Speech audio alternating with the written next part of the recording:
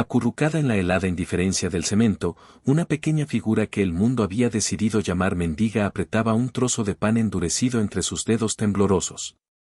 No era solo comida, era un tesoro, una promesa frágil contra el vacío que la devoraba por dentro.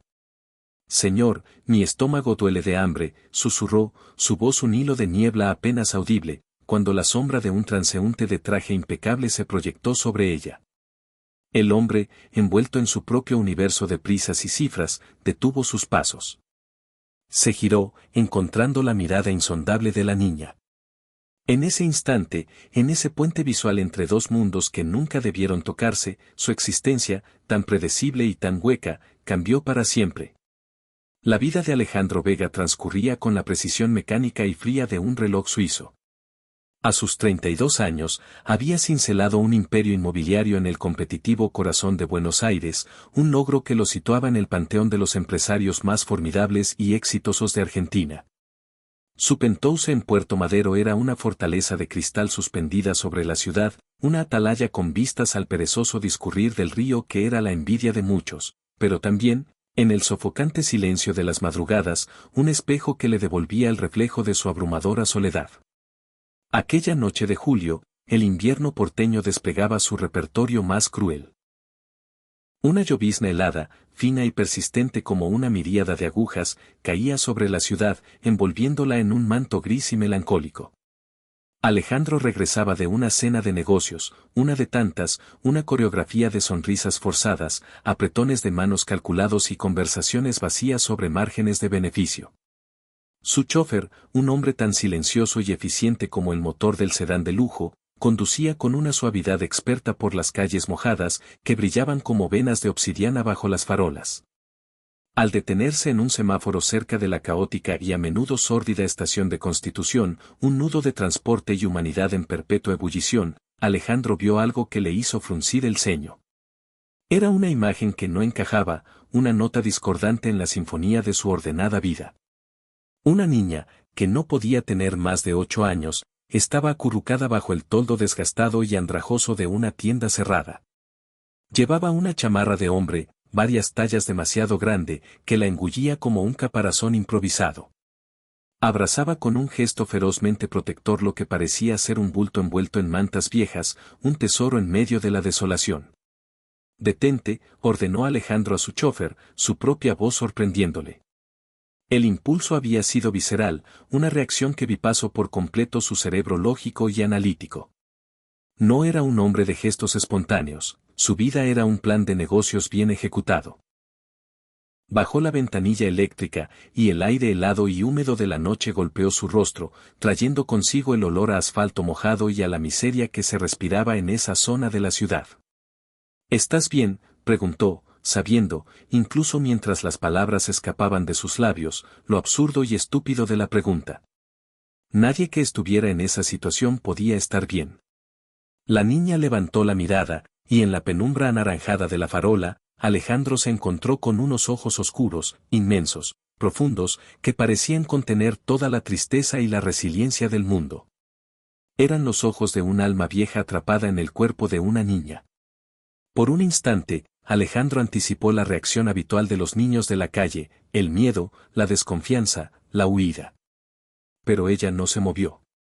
Sostuvo su mirada con una intensidad que lo desarmó y, en lugar de suplicar o llorar, habló con una voz sorprendentemente clara y firme, desprovista de cualquier atisbo de autocompasión.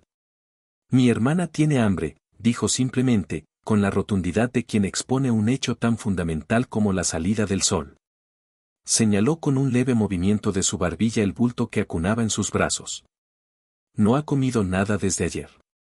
Algo en la abrumadora dignidad de aquella niña, en la forma en que su preocupación no era por sí misma sino por su hermana, en la manera en que no pedía, sino que simplemente exponía una verdad ineludible, removió algo profundo y largamente olvidado en el alma de Alejandro.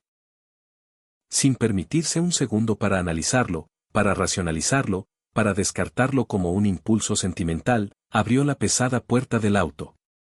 «Sube», dijo, su voz sonando más suave de lo que pretendía. «Les compraré algo de comer». La desconfianza brilló en los ojos de la niña como un relámpago, reemplazando la tristeza por una alerta felina. No voy a ningún lado sin Lucía, respondió, su voz ahora afilada, apretando el bulto aún más contra su pecho, convirtiendo su pequeño cuerpo en un escudo. Por supuesto, asintió Alejandro de inmediato, entendiendo su miedo. Las dos. Jamás las separaría. Hay un restaurante a 2 cuadras de aquí. Podemos ir caminando si prefieres, para que te sientas más segura y veas que no hay ningún truco. La niña lo estudió durante un largo momento, un silencio tenso en el que sus ojos infantiles parecieron sopesar todos los peligros del mundo. Evaluó su rostro, su ropa cara, el lujo del coche, y probablemente concluyó que él pertenecía a un universo tan ajeno al suyo que el peligro era incalculable. Pero finalmente, la necesidad primaria, el hambre de su hermana, venció al instinto de supervivencia que le gritaba que desconfiara. Me llamo Carmen, dijo mientras se ponía de pie con dificultad, sus pequeñas piernas entumecidas por el frío y la inmovilidad. Al incorporarse, la manta que envolvía a su hermana se deslizó ligeramente, revelando que el bulto era, efectivamente, una niña mucho más pequeña, de quizás 4 años, con el rostro pálido y chupado por la desnutrición, y los labios resecos y agrietados por la deshidratación. En el restaurante, un local familiar, cálido y ruidoso, que olía a pan recién horneado y a hogar, un oasis de calidez en la noche helada, Carmen comió con una mezcla desgarradora de desesperación y un autocontrol casi antinatural. Alejandro observaba la escena desde el otro lado de la mesa, sintiendo un nudo en el estómago que no tenía nada que ver con el hambre. La niña devoraba su propio plato de sopa caliente con una voracidad que delataba días de inanición, pero se detenía religiosamente después de cada 2 cucharadas para atender a su hermana. Ayudaba a la pequeña Lucía a comer primero, soplando con una paciencia infinita y maternal cada cucharada de caldo antes de acercársela a los labios, asegurándose de que la temperatura fuera la adecuada para no quemarla. Desmenuzaba el pan en trozos diminutos, perfectos para la boca de su hermana. Actuaba no como una niña de 8 años, sino como una madre en miniatura, una cuidadora a tiempo completo forjada a la fuerza por la tragedia. ¿Dónde están tus padres?, preguntó Alejandro finalmente, cuando las niñas habían logrado saciar el hambre más urgente y un leve rubor de vida había vuelto a las pálidas mejillas de Lucía. Carmen bajó la mirada hacia su plato casi vacío, sus pequeños hombros encorvándose como si un peso invisible se hubiera posado sobre ellos. Mamá murió, dijo, su voz era un murmullo plano, desprovisto de emoción, como si recitara un hecho tantas veces repetido que ya había perdido su filo. Hace 3 meses. Tuberculosis, fue lo que dijeron en el hospital. Alejandro sintió una punzada de dolor ajeno. La crudeza de la confesión, dicha con tal resignación, era devastadora. ¿Y tu papá?, insistió con la mayor suavidad que pudo. Un encogimiento de hombros, un gesto casi imperceptible, fue toda la respuesta. Nunca lo conocimos. ¿No tienen otros familiares? ¿Abuelos? ¿Tíos? ¿Primos? ¿Alguien en el mundo que pueda cuidarlas? La pregunta sonaba desesperada incluso a sus propios oídos. Tenemos una tía en Córdoba, respondió Carmen, su tono indicando que esa era una puerta cerrada. Pero no contesta nuestras llamadas. Le dejamos mensajes en el contestador de una vecina, pero nunca nos devolvió la llamada. El casero nos echó del cuarto donde vivíamos cuando no pudimos pagar más el alquiler después de que mamá. La frase quedó suspendida en el aire, inacabada, pero su significado era tan claro y tan brutal como un golpe. Alejandro sintió una oleada de rabia impotente, una furia fría y lúcida dirigida a un sistema, a una sociedad, a un universo que permitía que algo así sucediera. ¿Cómo era posible que 2 niñas, 2 seres tan vulnerables, estuvieran completamente a la deriva, invisibles, en las calles de una metrópolis cosmopolita como Buenos Aires? ¿Dónde estaban los cacareados servicios sociales? ¿Dónde estaba la red de seguridad del Estado que se suponía debía proteger a los más indefensos?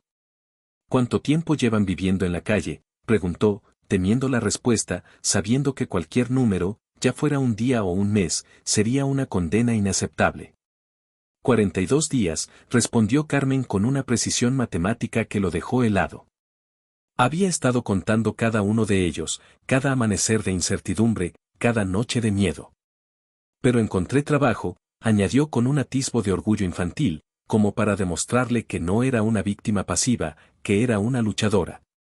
Limpio el suelo de las verduras en un mercado cerca de Constitución.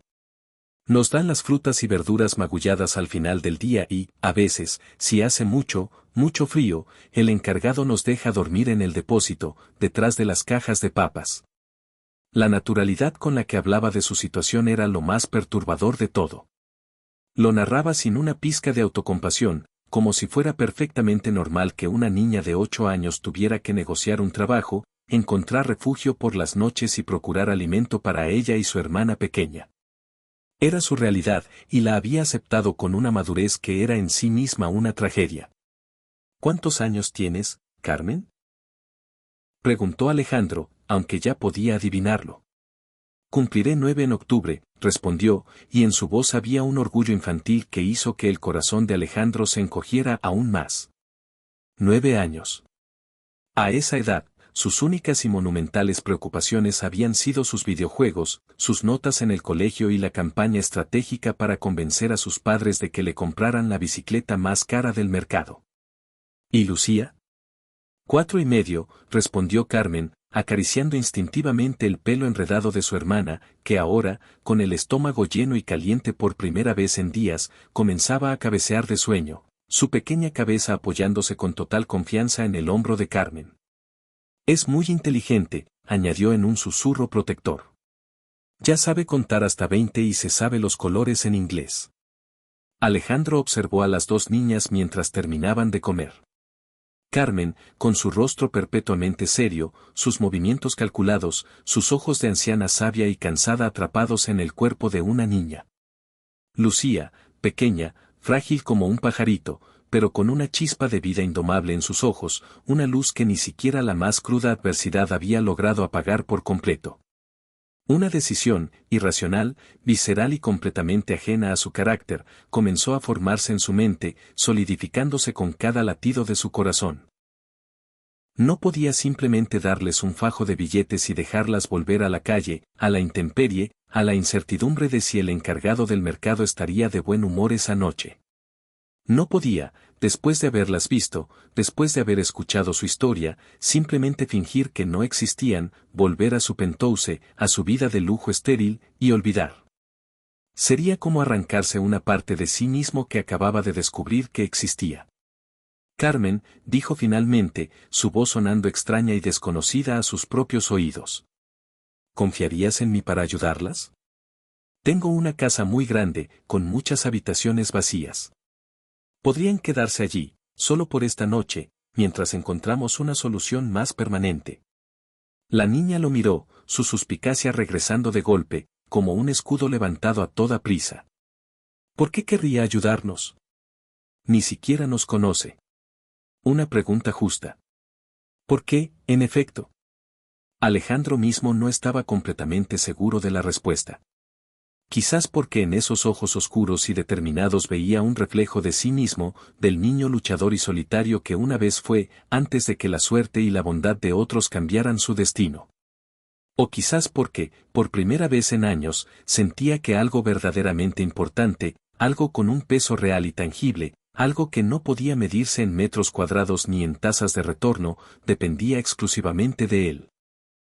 Porque nadie debería tener que pasar por lo que ustedes están pasando, respondió simplemente, la única verdad que tenía clara en ese momento. ¿Y por qué puedo ayudar? Carmen miró a su hermana, que ahora dormía profundamente, un pequeño peso muerto de confianza en su regazo. Luego volvió a mirar a Alejandro, evaluándolo con una intensidad que era impropia de su edad, como si pudiera ver directamente a través de él, hasta el fondo de su alma, sopesando su sinceridad, buscando cualquier indicio de engaño. ¿Tiene calefacción en su casa?, preguntó finalmente. Alejandro sonrió, un alivio inexplicable inundándolo. No había preguntado por juguetes, ni por lujos. Había preguntado por calor. Sí. Y agua caliente para que puedan bañarse. Lucía necesita ver a un médico. Tiene una tos desde hace semanas que no se le quita. Me ocuparé de eso mañana mismo, a primera hora, prometió. Lo juro.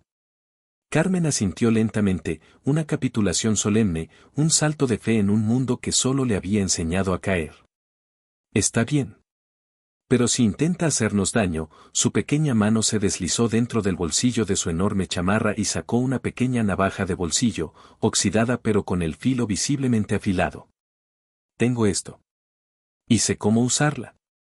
Alejandro levantó las manos en un gesto de paz, sin sentirse amenazado en lo más mínimo, solo profundamente conmovido por su feroz instinto protector, por la leona que habitaba en ese cuerpo de niña.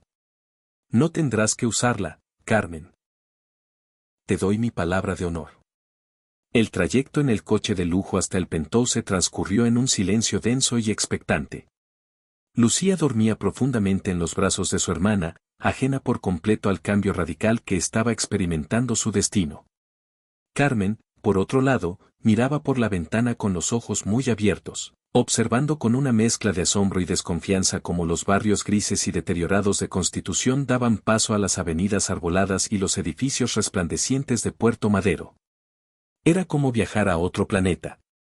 Cuando llegaron al imponente edificio de cristal y acero, el portero de noche, Ramiro, un hombre acostumbrado a la predecible rutina de los residentes adinerados, no pudo ocultar su estupefacción al ver al señor Vega, el epítome de la elegancia y la soledad, acompañado por dos niñas visiblemente pobres, sucias y desaliñadas. Buenas noches, señor Vega, saludó, su profesionalismo luchando una batalla perdida contra una curiosidad desbordante. Buenas noches, Ramiro. Estas son Carmen y Lucía. Son mis invitadas, dijo Alejandro con una naturalidad que pretendía cortar de raíz cualquier pregunta o juicio. En el ascensor privado, un cubo de acero y cristal que ascendía en silencio hacia la cima del edificio, Carmen se mantuvo en guardia, su pequeño cuerpo tenso, su mirada saltando de un lado a otro, como si esperara que en cualquier momento la situación diera un giro siniestro y la fantasía se convirtiera en una trampa. Alejandro respetó su silencio, entendiendo que la confianza era un territorio frágil y minado, un lugar que tendría que ganarse con tiempo, paciencia y acciones coherentes, no con palabras vacías. El Penthouse ocupaba todo el último piso. Al abrirse las puertas del ascensor directamente en el vestíbulo de mármol, Carmen contuvo el aliento.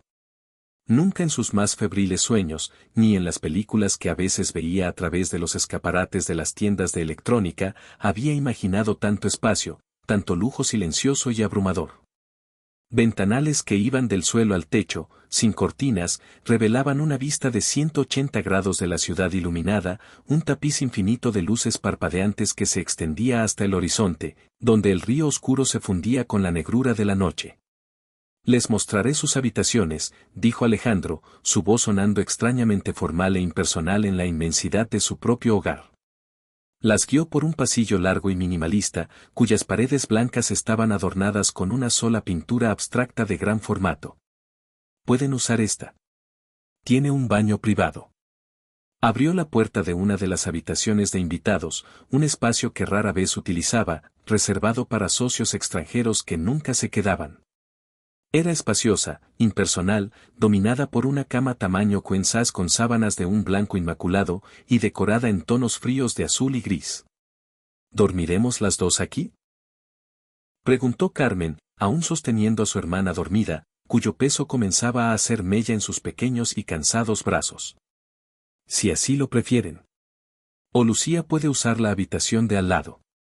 Como se sientan más cómodas y seguras. Carmen negó con la cabeza de inmediato, un movimiento brusco y definitivo. Prefiero que estemos juntas. Por supuesto, asintió Alejandro, entendiendo su necesidad de no separarse.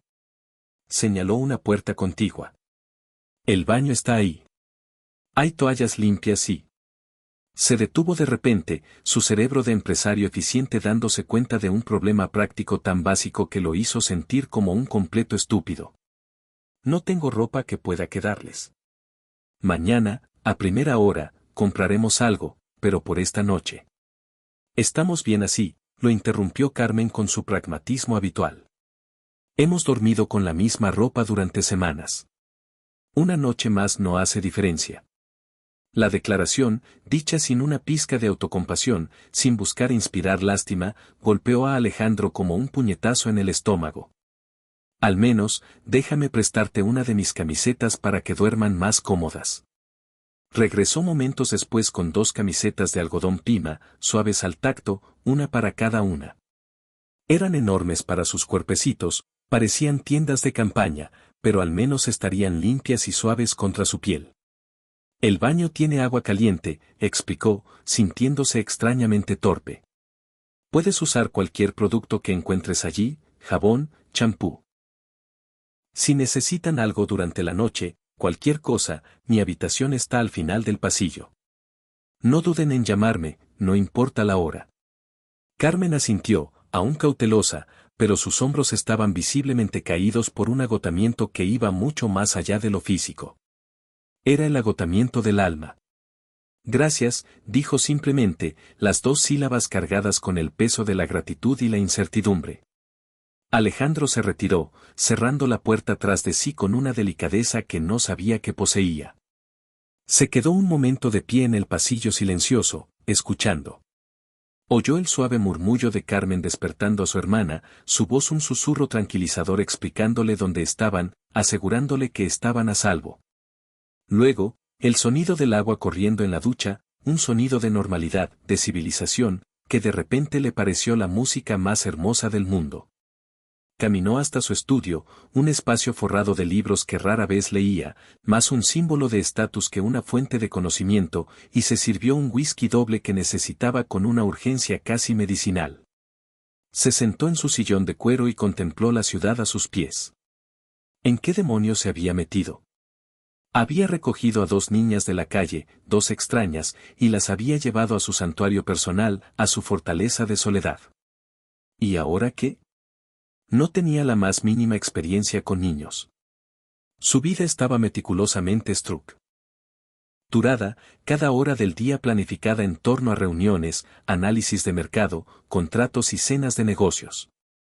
No había espacio en su agenda, ni en su mente, para el caos, la imprevisibilidad y las abrumadoras demandas emocionales que 2 niñas, especialmente 2 niñas con su historial, inevitablemente traerían consigo. Y, sin embargo, mientras miraba por la ventana hacia la ciudad que había conquistado profesionalmente, Alejandro sintió, por primera vez en años, que estaba haciendo algo que realmente importaba, algo con un peso y un significado que trascendía los balances financieros y los precios por metro cuadrado. Su teléfono vibró sobre la mesa de caoba pulida. Era un mensaje de Martín Suárez, su abogado y único amigo verdadero, la única persona que conocía al Alejandro que se escondía detrás del empresario implacable. ¿Cómo fue la cena con los inversores brasileños? ¿Cerramos el trato? Alejandro miró la hora en la pantalla. Casi medianoche. La cena de negocios. Parecía haber ocurrido en otra vida, en otro universo, a otra persona. Bien, respondió escuetamente, sin poder reunir la energía para dar detalles. Luego, tras un momento de duda, añadió, necesito verte mañana a primera hora. Es urgente. ¿Trae café? La respuesta de Martín fue inmediata, una muestra de su larga amistad. ¿Estás en problemas? Alejandro sonrió levemente para sí, una sonrisa amarga y extraña. No, exactamente. O quizás sí. Te explicaré mañana. Dejó el teléfono y regresó silenciosamente, como un ladrón en su propia casa, hacia la habitación de las niñas. La puerta estaba entreabierta. Se asomó con un cuidado infinito, conteniendo la respiración. Carmen y Lucía estaban acurrucadas en el centro de la enorme cama, casi perdidas entre las sábanas blancas y las almohadas mullidas. Estaban limpias, con el pelo aún húmedo pegado a sus frentes, y vestidas con sus improvisados camisones que les llegaban hasta los pies. Carmen, incluso en sueños, mantenía un brazo protector rodeando a su hermana, un gesto tan arraigado que ni el agotamiento podía borrarlo. Pero lo que más impactó a Alejandro fue la expresión de sus rostros. Por primera vez desde que las había encontrado, parecían realmente niñas. El ceño perpetuamente fruncido de Carmen se había relajado, revelando una suavidad que no había visto antes. La palidez enfermiza de Lucía parecía menos pronunciada, sus mejillas tenían un leve tono rosado. Dormían profundamente, con la entrega total y la seguridad que solo viene de sentirse, por primera vez en mucho, mucho tiempo, completamente a salvo. Con un cuidado infinito para no despertarlas, Alejandro cerró la puerta por completo. Se dirigió a su propia habitación, un espacio tan minimalista y frío como una suite de hotel, sabiendo que el sueño tardaría en llegar. Su mente era un torbellino de preguntas, dudas y planes incipientes que luchaban por tomar forma. No sabía qué haría mañana, ni pasado mañana, ni la semana siguiente.